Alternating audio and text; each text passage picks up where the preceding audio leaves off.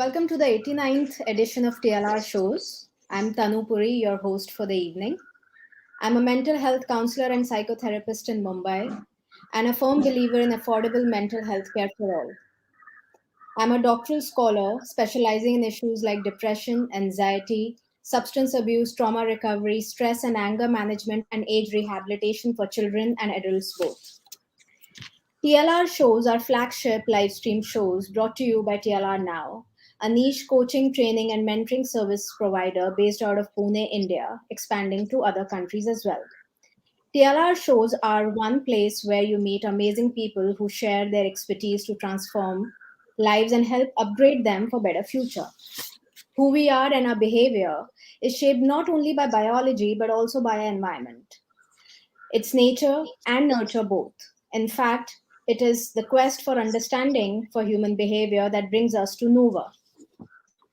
NUVAH is one of the pioneers in the field of behavioral assessments. This show marks the new beginning of an alliance between TLRNOW and NUVAH, where TLRNOW is niche coaching, training, and mentoring service provider, and NUVAH provides the state-of-the-art behavioral assessment platform for organizations and individuals alike. Today, we have the head honchos of TLRNOW and NUVAH with us. Sri Ram, director at TLRNOW, Avik Chanda, founder at NUVAH, and David Harker, non-executive director at NUVAH. Gentlemen, the audience would like to know about you. Could you please share a brief introduction about yourselves? Sri Ram, why don't you go first? You're the host. Well, okay, so good evening, everyone. It's always very nice to be part of the TLR shows, meeting you folks. And my name is Sriram, and I'm one of the directors of TLR now.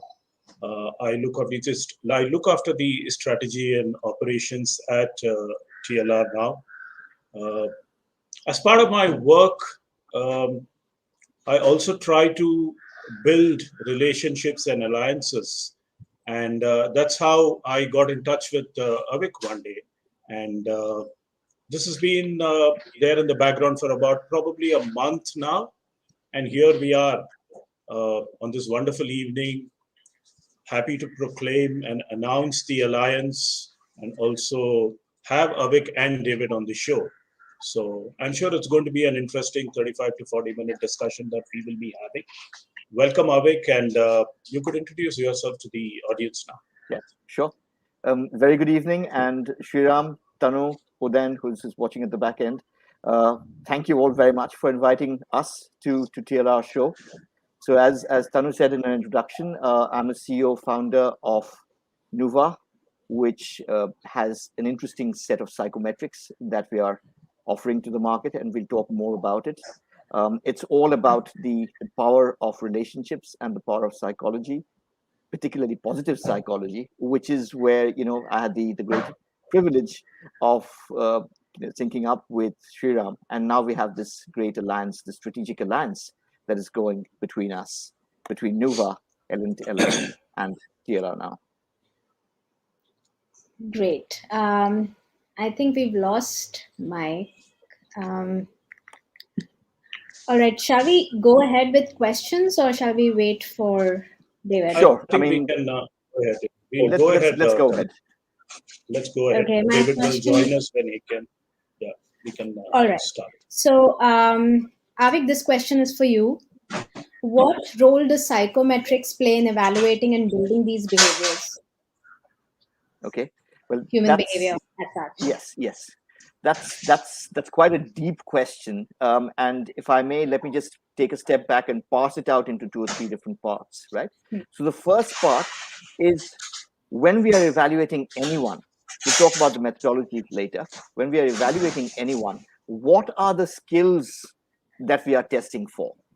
That's the most important thing, right? And what we've seen from the past year and a half, the research across the board, and I'll divide it into 3 buckets. So the first bucket is where you're looking at, the World Economic Forum and IMF, the ILOs, those are the people, right? The second bucket that we have is the Gartners, Forresters, McKinsey's, the big four in that bucket. And the third are the HR consulting firms and the executive search firms like, the Egon Zenders and Korn Ferries and Russell Reynolds of the world, right? So the skills that we're going to talk about, and I'm sure David's going to add to that, cuts across what they've said. Ideally speaking, it should be the highest common denominator of what all these think tanks and analysts and experts are saying. So that's the first thing, right? The second is, who are we evaluating? Who really needs it, right? So if I'm talking from an Indian context, the short answer is, I think everyone needs it across the board. But let me give you two examples at sort of different ends of the spectrum, right? So let's say we're talking about a 5-star hotel anywhere in India, any of the big metros, right? And we have a lady who is the floor manager, and the tremendous amount of disruption, right? Retrenchment, wage reduction, all of that stuff that's happened in the hospitality sector is weighing on her. And now when things are opening up, she has all of that sort of legacy, the hangover of that, if you will, to bear with, and extremely aggressive targets at this moment, in this quarter and going forward, right? So tremendous stress and pressure. Definitely needs to be evaluated on her current state of mind.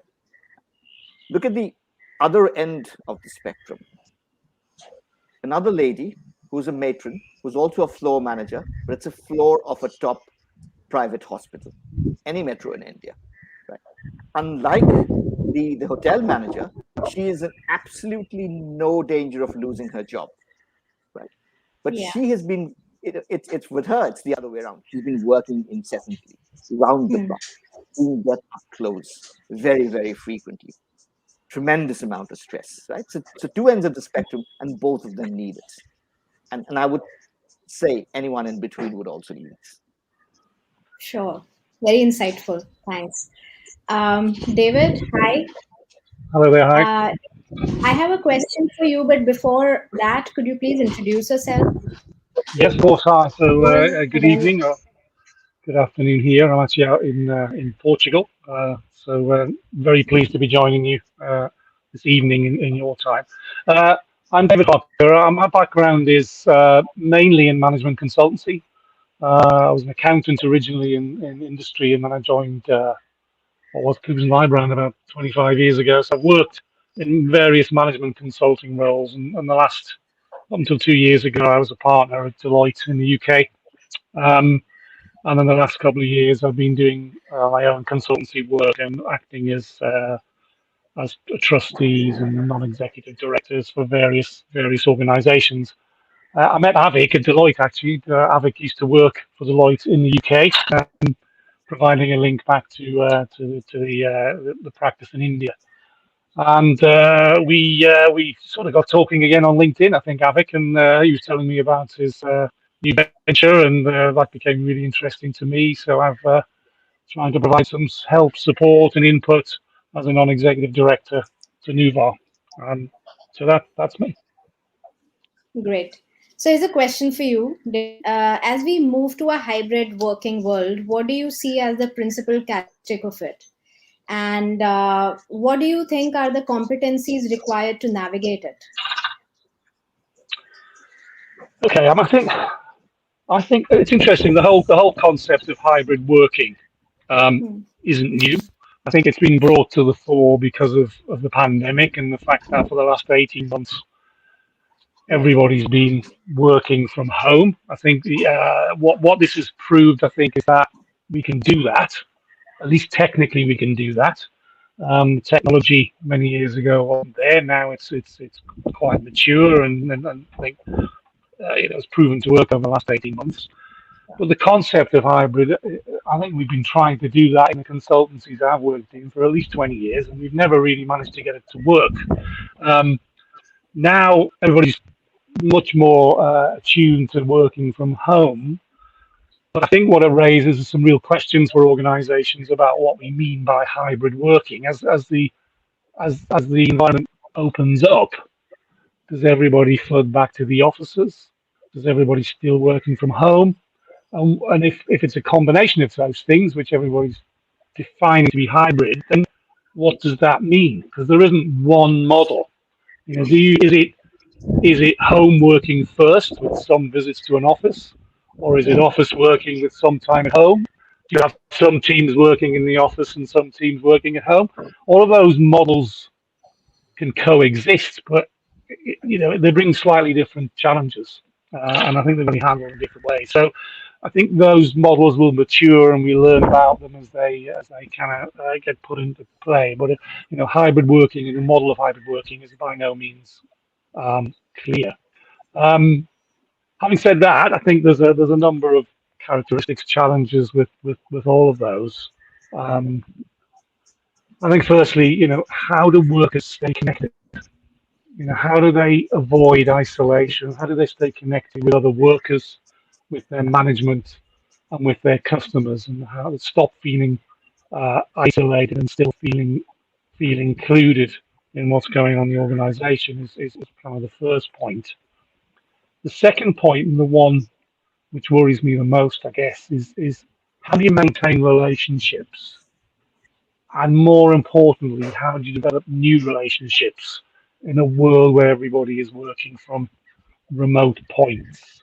One of the things that worries me about the last 18 months is I think we've kind of made it work, but I think we've made it work on the whole based on relationships that existed pre-pandemic.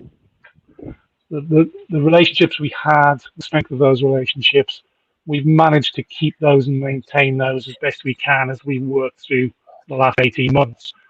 But how many new relationships are being developed, and is that model sustainable as we move forward? So I think how you develop relationships, particularly new relationships, is going to be a real challenge, both at the working level, but in the business development level, etc.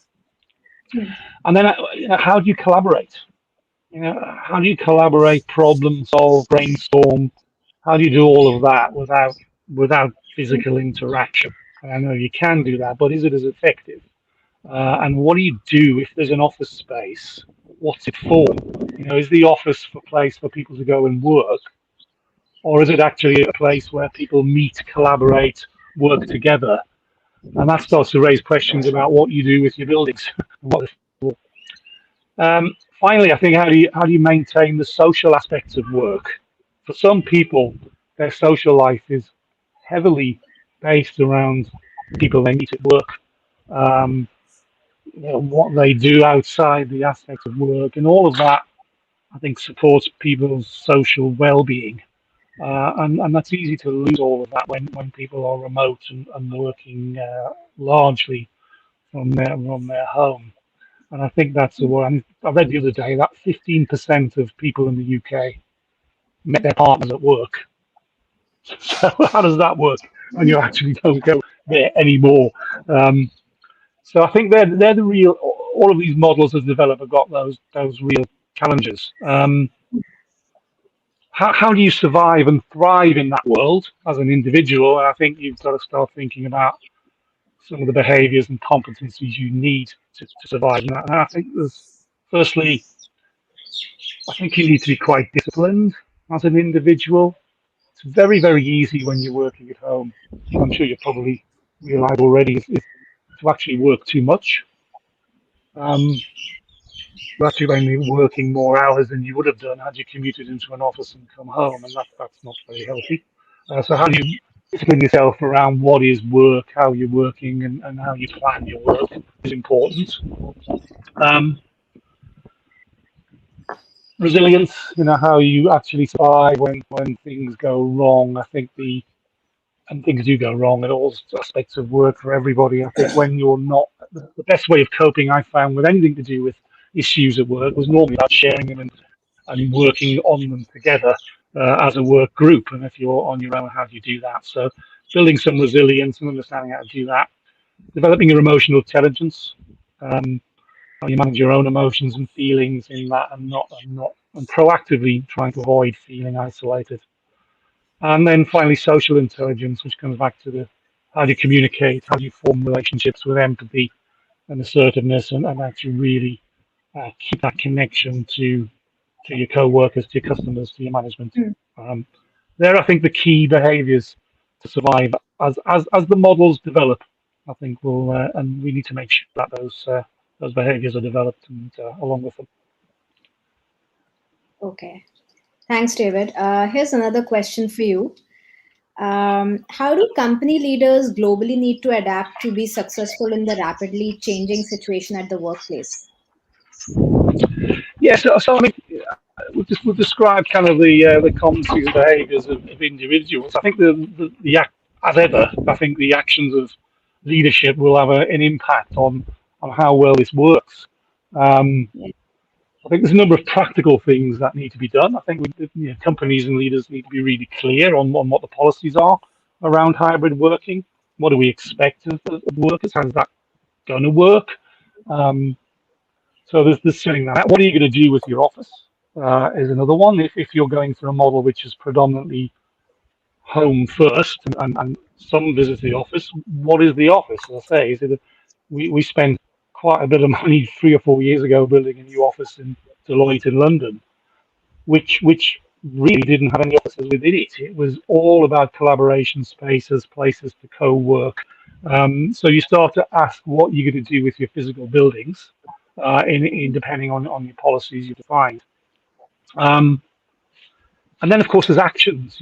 Where are the leaders based?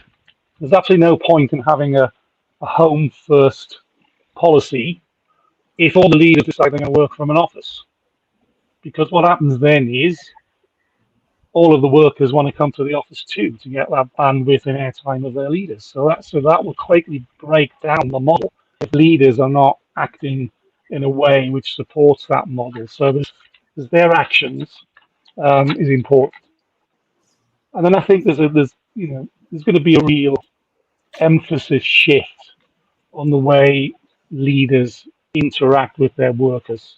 There has to be increased levels of trust and empathy in the way we deal with workers in that environment. And that's not going to come easy for some leaders. I was reading, I can't remember, it was one of the banks actually, one of the investment banks of the day, who basically just said, I don't think people work at home as effectively as they do when they're in the office. Well, if that's the attitude of the leadership, then hybrid models and home working models are not going to work. Thankfully, I think that's an exception. I think most people are realizing that we need to make this work because it's very effective and efficient if it can. But that means a change in attitude in terms of our leaders in the way they actually deal with their workers. And leaders are going to have to communicate far more effectively and probably digitally. Again, it's much more. If you've got people working at home, some in the office, and you decide you're going to actually talk to people in the office, then you're disenfranchising potentially to the people working at home. So you have to be very careful on the way you communicate. But regular communication is really important to main inclusivity. And then I think positive energy.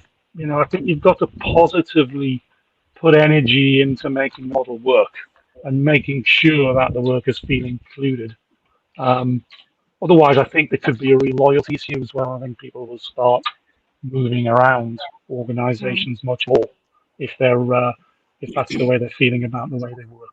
So I think the leadership can take some practical actions, some actions in the way they behave themselves, and a shift in their mindset and the way they understand and relate to their workers. Okay. Thanks, David. Avik, back to you. Yep. So there are dozens of tools in the market, right? What makes the tools of NUVAH different from them? And could you please share some specifics around NUVAH's assessments? Sure. Great. That's a great question. I think the biggest difference is the lens or the prism through which NUVAH views psychometrics. As you said, there are dozens of tools around, and many of them have been around for decades globally. Yeah. Most of them come from the prism of the age-old sort of psychological or psychiatric practice, which is the disease models, which means that if I'm taking the test, it's trying to assess, where is Avik struggling? And once that is correctly diagnosed, Then we can have interventions and training and coaching and mentoring and everything else to enable Avik to move the needle in his area of lat unit, right? That's the primary philosophy. Yes. Yes. What positive psychology says, and that's what NUVAH, leverages, is if there's a burning platform. So, for example, if there is a very clear indication, for instance, that Avik might be suffering from depression or very high anxiety levels, or he's completely burnt out, no resilience to stress whatsoever, then that is something that ought to be highlighted. But so even accept such burning platforms, it is a strengths first approach. The whole emphasis is trying to find out what is it that Avik is intrinsically naturally good at. What's his capability? What's his potential? And once that is correctly identified, how can that be leveraged? How can that be maximized in the workplace and beyond? Yeah. Right. So that's the fundamental difference. The second is, again, I'm comparing with the ones which have been around for a very long time, is that and I don't want to go into names because that's not fair, because they have their models, and that, the good news is they've been validated across multiple populations of hundreds of thousands of people, millions of people over the past years. But the challenge with that is that they're not fungible enough. And I'm not sure that they can scale up to emergent needs. What I mean by that is most of the competencies, the behavioral skills that David mentioned, things like social intelligence, relationship management, empathy, emotional intelligence, trust, goodwill, all of that. So all of these really come from the think tanks and the leaders, which I was alluding to, right, in the first question. Those are the skills of the future. Those are the competencies that are going to be in higher demand in the future across geographies, across domains, across industries and sectors. And that is what NUVAH caters to, right? The third thing is I think we have a great combination of business savvy, and because of our collaborations with the psychologists, we have the psychological or methodological robustness, but we also have the business savvy. So I'll give you a simple example. And this is where I think traditionally, either pure technical people who will just put that into the app and ensure a great user experience, and pure psychologists or psychiatrists might be struggling. I'll give an example. So I'm going to take a cue from what David said earlier. He talked about relationships. So two aspects of relationships. How do we, in this new hybrid work from home emergent mode, nurture existing relationships? And how do we develop new relationships? Now, that's a simple enough statement. Anyone in a corporate boardroom and anyone working, in a corporate background would understand that, right? Absolutely. But it needs somebody with business savvy and some know-how of psychology. Maybe that's where someone like you comes in as well, to be able to distill that out and say, all right, relationship. That means I'm looking at teamwork, I'm looking at social intelligence, I'm looking at empathy. Within empathy, I'm looking at both cognitive empathy and effective empathy. I'm looking at, you know what I mean? Perspective. Yeah. I'm looking at, so that is what we bring to the table. And a couple of other things. One is, because we're still fairly early in our journey, the fungible nature of our products and services allows us, to an extent, to customize things. So if you have a Fortune 100 client coming to us tomorrow and saying, look, this is a competency which seems to have great overlap with what you already have in your model, but we want you to customize the look and feel of that, right? The user experience of that, wrap it around in such and such fashion, give us a report that we're used to seeing in such and such format. That is something that we are very easily able to do, which many of the others will not be able to do. And last but not the least, which all of this leads up to, is that we are going into, currently we have specific sort of, tangible products on our platform, but what we are going to very fast, definitely before the end of the financial year, is to have a modular approach where we can go to clients saying, look, this is the entire superset of things that we offer. It's like a buffet. And then you can pick and choose and mix and match. And we have psychologists to say whether that mixing or that pairing makes sense operationally. And we have the business acumen to also say, yes, this combination might not really be optimal. Instead of X, can you put in Y and combine that? And that really gives a lot of value, as well as, sort of structuring that leeway, that comfort for clients. Yeah. So those are some of the USPs, I'd say.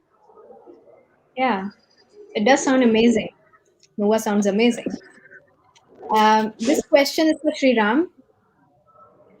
Sriram, what does the TLRNOW NUVAH Association bring to the table for organizations that are seeking to use people transformation as a vehicle to organizational success? That's a good question, Tanu. The way I see it is, given the model that organizations are operating today, and as David said, we're still struggling on the exact framework of the hybrid model, as it were. One of the key things that has emerged in the last 18 months is the fact that it is human skills that are going to take organizations forward. All said and done, the amount of resilience that people have shown is something that has been exemplary. Probably some elements were made to work, but that's fine. So the inherent strength of people still continues to drive organization despite technology, despite AI and all the other fancy stuff. So against that background, what becomes increasingly critical for organizations in my view is, and this is also borne out by research, the three dimensions that Avik spoke about, is how do we skill our employees so that they are able to better navigate the hybrid work environment. Today, all of us need more skills, and we do need different skills too. Skills probably that were not relevant to us, as early as 12 months back. So that's one huge challenge organizations are facing. The second biggest challenge that they are facing is, while we skill organizations, while we skill our people, do we have enough bench strength in terms of building up managers and leaders who are able to take on the challenges that are going to come up in the near future and in the days ahead? Because as we keep talking of the VUCA world, and enough has been said about I think there is another element of A that we will need to add to it, which is the agility. The change that we are seeing in any dimension of business is extremely rapid. So the second challenge for organizations is, how do we how do we build that bench strength of managers and leaders who are able to navigate the business through the challenges it will be facing? The third, obviously, is how do we keep our employees engaged? We all have seen and read about the Great Resignation. A Microsoft report says that close to 40% of the global workforce is looking to change their jobs. So in this background, what I see as a tremendous opportunity that the TLRNOW NUVAH Association can bring through is the ability to focus on specific skills, the ability to assess people's capabilities for specific skills that are required, and that's where Avik spoke about the modular approach. The ability to personalize skills that are required for people. Otherwise, you generally have 30-40 people being put in a room and they're trained for the same thing. Probably they do not need it. So this gives you an opportunity to personalize based on people's needs. Probably you can, and I'm sure you can build in interventions, not just from a training, a classroom training, where there is mentoring required, you can bring that element. Where there is skilling required, they can bring in that element. Where there is still a requirement for training, you can build it. So it brings about but it brings to the table a tremendous opportunity to personalize. And when that ability to personalize comes, it becomes very specific to cater the ability to cater to specific needs for the organization, the ability to engage, and the ability to build a leader using this framework becomes very, very powerful. And for me, that is the most exciting thing that I see this association bring to clients globally. Thanks, thanks, Sriram. David and Avik, what do you think about this? Would you like to pitch into the same question? David, I think those. So yeah, I mean, I think those points Sriram made is really important. I think I'm a great believer in the concept that what gets measured gets done, and we need some of the information that the NUVAH products can bring, because the first time we'll be measuring in a meaningful way the various aspects of the, depending on which combination of tests you take, which aspects of the personality of the individual, where they are in their behavior, in some sort of measured way. And that allows you, as Sriram said, to then effectively personalize and design a set of activities and interventions which can develop those skills, and to carry on tracking how they're developing in a measured way. So I think it's giving us a set of tools which I don't think we've had before in that combination, to be able to understand, measure, and design interventions for development. Okay, Avik, what do you think? Yeah, I totally agree with what David and Sriram said. Maybe what I'll just say is try and give an example to illustrate what they're saying. Let's assume we've got a client who's a private bank, right? And the brief essentially coming to TLRNOW is we've got 15 or 20 of our high-performing managers. And in this emerging hybrid or emerging paradigm in the workplace, agility, as Sriram said, is one of the main things that we want to develop through this period of program, to customize and design something for us that allows us to do this, right? So the two parts to it. Sriram and his team, who've got decades of expertise across sectors and across industries, across domains, working on these sectors and looking at the best practices and coaching and mentoring people, design things, interventions, case studies, examples, which brings one of these things, right? Agility to life. That's one part of it. And where NUVAH comes in is the before or after. How does a company know that at the point of starting the program, where these 15 or 20 middle managers, senior managers are at with respect to flexibility, adaptability, innovation, entrepreneurial spirit, all of which bring up that agility, right? So you assess them right up front, and that becomes the starting point of the entire intervention. And it also serves to inform, to calibrate some of the interventions that we're talking about, right? Particularly the one-on-one sessions, which we part of these assessments. And right at the end of the assessment, we take the test again. So that's validation on two different levels. For the individual who's been attending that program, yes, out of these 5 parameters that I have identified, I've been able to move the needle in one of them or in 2 of them. That's good enough. That's a good enough start. That's number 1.